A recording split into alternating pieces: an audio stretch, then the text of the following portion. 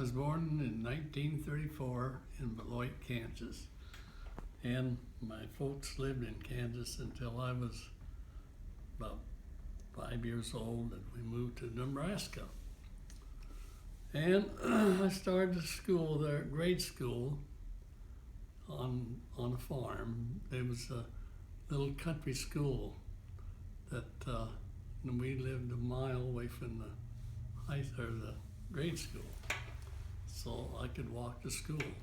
But anyway, when I was 7 years old, my dad bought me a horse for my birthday, and it was only around 700 pounds. The horse was about half the size of his horse, and it wasn't broke, so my dad had to break the horse for me, and that took, I don't know how long, a year or whatever, before in fact, I wasn't very big, 7 years old, but another year, then I could ride the horse.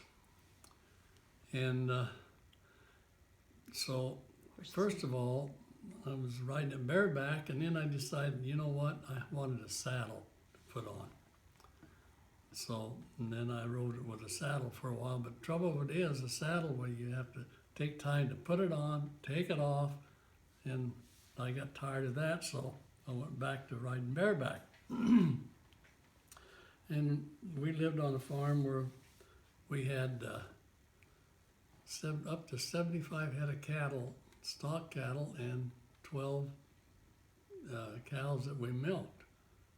And we sold the milk and eggs, took the milk and the eggs to town that was our money to buy groceries. So anyway, the reason my dad, he wanted me to go help him with the cattle, and when the weather was bad and the water, the creeks was high and it washed the fence out, then we'd have to go fix the fence, which I didn't do much then, but we had to count the cattle, make sure the cattle was all in, and instead of branding cattle then, what we did was clip it a year, and then that way the neighbors maybe had 2 clips in their ear, and then, but that's the way we could tell them apart. But some of us we raised Angus cattle, and most of the people raised Herefords, and you could, tell them pretty much so apart because one's black and one's red and white.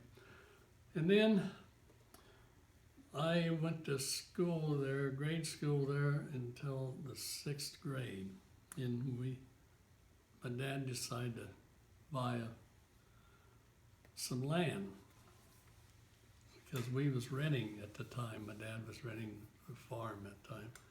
So anyway, we lived about 3 miles from town, which that worked out real good for me when I was old enough to drive, which I got my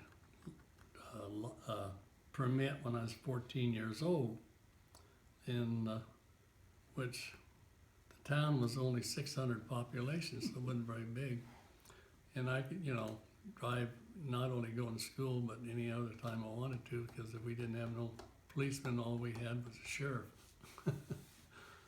And anyway, and then I went to high school in Guide Rock, and I went out for football when I was a freshman, and I waited when I was playing on defense, and then this back hit me, and I stood there and waited for him instead of meeting him, and I got my knee knocked out. So, well, I didn't get to play any more football the rest of the year.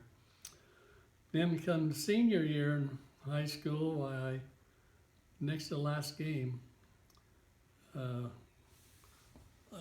played fullback, and I broke off tackle on about 60 yards and just about made a touchdown, which one guy jumped on my back and I kept on going, and then another guy come along and hit my ankles, and here I go, hit the ground with him on top of me, and I broke my arm next to the last game.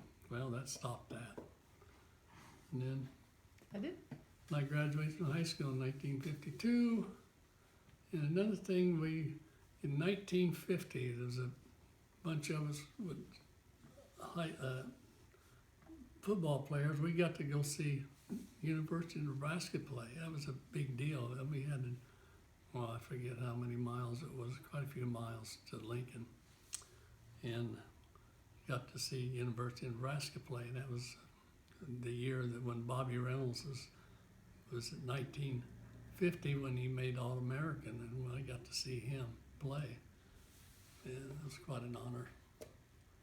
Then when there was only 13 people in our class, 4 girls and eight, the rest of us was boys. Anyway, my senior year, we got to go to Branson, Missouri, and which there was nothing there except I got to ride in the seaplane, and that was a pretty big deal for me because I never did ride a plane before. That's about my story. Cool. Thank you. I love you. I love you.